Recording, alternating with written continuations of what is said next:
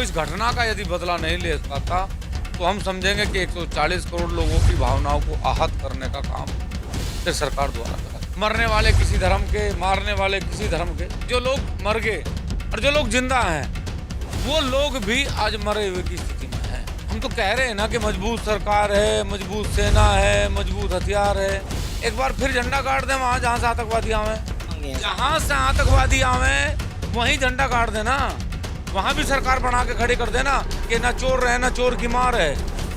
सेना पासपोर्ट से नहीं जानेगी पाकिस्तान में, हथियार से जागी, तोप से जागी। मजबूत सरकार है, मजबूत सेना है, मजबूत हथियार है, मजबूत लोकतंत्र है। उस आतंकवाद को, अलगाववाद को, उग्रवाद को जड़ से समाप्त करे और उस देश में भारत का तिरंगा झंडा फहराए।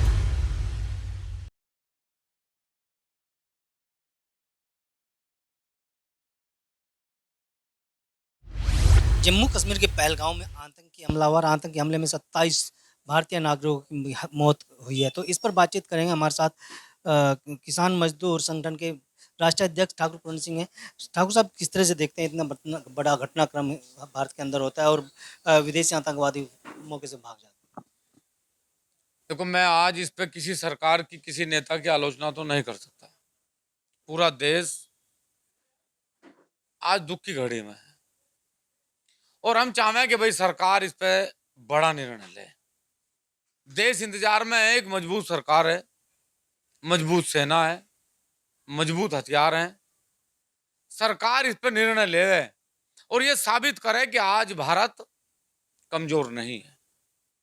वो इस घटना का यदि बदला नहीं ले पाता तो हम समझेंगे कि 140 करोड़ लोगों की भावनाओं को आहत करने का काम फिर सरकार द्वारा करा जाए। आतंकवादी वहाँ पिछले कई दिनों से रेकी कर रहे थे। जो सैलानी वहाँ पहुँच रहे थे उनके नाम पूछकर, धर्म पूछकर, यहाँ तक कि कई लोगों को निर्वस्त्र करने के बाद, पहचान करने के बाद इस घटना को अंजाम दिया।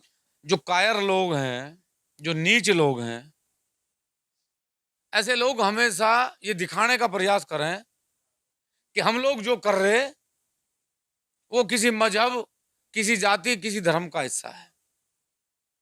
मरने वाले किसी धर्म के, मारने वाले किसी धर्म के। लेकिन ये समझ लेना चाहिए कि जो लोग मर गए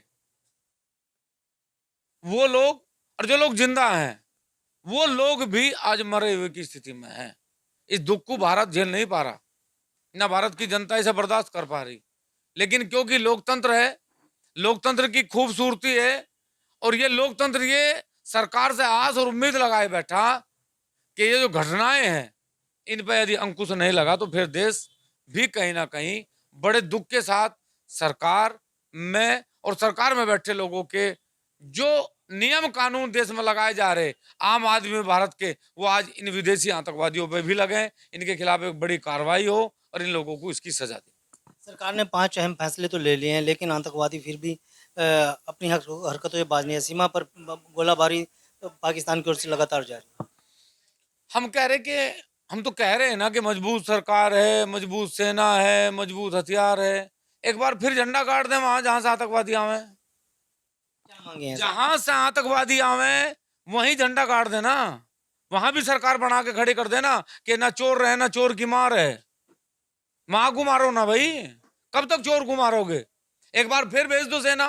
पहले नहीं गई सेना, पहले नहीं बंदी बनाए, पहले नहीं आक्रमण हुआ, पहले कब्जा नहीं हुआ।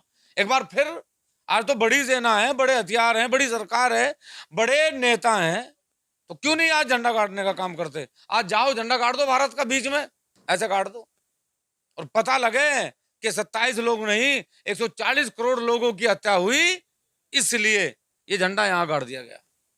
लेकिन पाकिस्तान से वो लोग हैं और पाकिस्तान के जो लोग यहाँ हिंदुस्तान में रहते हैं उनको तो वीज़ा कैंसिल कर दिया सरकार की तरफ से। लेकिन लगातार जो गोलाबारी हो रही है, पाकिस्तान की तरफ से भी सीमा पर फायरिंग की जा रही है और तरह तरह की उनको जश्न वहाँ पर पाकिस्तान में मनाए जा रहे हैं इस घटना के बाद।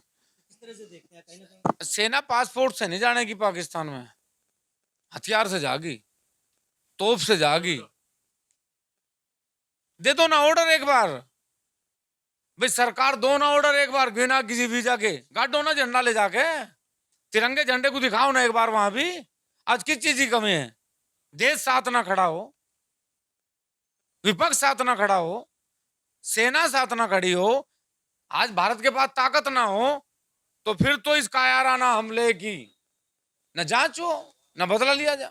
आज देश के 140 करोड़ लोग नहीं, देश से बाहर रहने वाले भारतीय भी, मानवता के जो लोग हैं वो चाहते हैं कि अब इसका समूल नाश हो, ये समूल नष्ट हो। और वहां भी जो लोग त्रस्त हैं इस आतंकवाद से, इस अलगाववाद से, इस उग्रवाद से, जैसे अमेरिका के राष्ट्रपति ने भी प्रधानमंत्री जी को कहा कि हम इस आतंकवाद की लड़ाई में पूर्ण रूप से आपके साथ हैं, अब इसका खात्मा होना चाहिए। तो आज खात्मे का है दिन, आज दिन है खात्मे का। ये लड़ाई हमेशा के लिए समाप्त करने के लिए आज भारत को वो काम करना पड़ेगा जिसकी वो बहुत वर्षों से तपस्या कर रहा था। सिंधु संधि रद्द कर दी गई है, बावजूद उसके अब पाकिस्तान की तरफ से कहा जा रहा है कि अगर पानी बंद किया तो युद्ध का ऐलान कर होगा। हम कह रहे हैं उस देश को ही रद्द कर दो ना भाई, क्या जरूरत है सिंधु को? सिंधु भी अपनी, पाकिस्तान भी अपना, कर दो खत्म। क्या जरूरत है ऐसे लोगों की जो आतंकवाद करता हो, जो लोगों को मारता हो? ऐसे देश की क्या जरूरत है? ऐसे देश को समाप्त करो भाई, वहां बसाओ लोगों को, इन्हें खत्म करो। आज तो जरूरत है भाई, मजबूत सरकार है, मैं कितनी बार ये बात कहूं, मजबूत सरकार है, मजबूत सेना है, मजबूत हथियार है, मजबूत लोकतंत्र है। आज मौका है, इस मौके का फायदा जिस तरीके से उन गद्दारों ने उठाने का प्रयास करा, ऐसे ही देश की सरकार भी बड़ा एक्शन लेके उस आतंकवाद को, अलगाववाद को, उग्रवाद को जड़ से समाप्त करे और उस देश में भारत का तिरंगा झंडा फहराया जाए। बहुत बहुत धन्यवाद। ठाकुर साहब जी थे हमारे साथ, ठाकुर पूरण सिंह जो किसान मजदूर संगठन के राष्ट्रीय अध्यक्ष हैं। इनका साफ तौर पर कहना है कि इस वक्त मौका है, जिस तरह से आतंकवादियों ने कश्मीर के पहलगाम में सैलानियों की हत्या की है, तो अब मौका इस तरह का है कि पाकिस्तान में जाकर के पाकिस्तान पर हमला किया जाए। भारतीय सेना को आदेश दिया जाए, बिना वीज़ा के बॉर्डर पार करने के बाद पाकिस्तान पर कब्जा किया जाए।